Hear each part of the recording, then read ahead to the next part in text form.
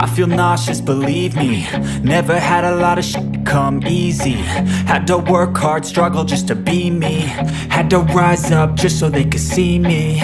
Did what I had to do just to feed me. And what was left over I put towards my dreaming. But the only thing in life that has meaning are the things you gotta work for, believe me.